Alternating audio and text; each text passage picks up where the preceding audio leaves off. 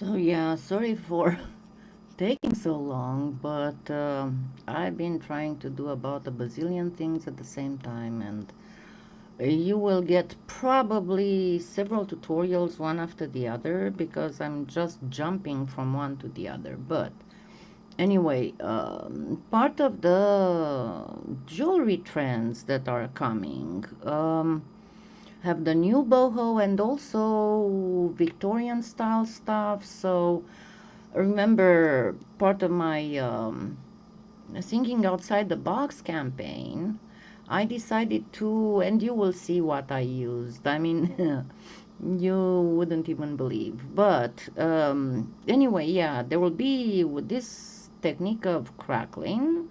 I will do several pieces that will be by the newest jewelry fashion trends, and will be a little bit more unusual. And anyway, I'm sure that you will love them.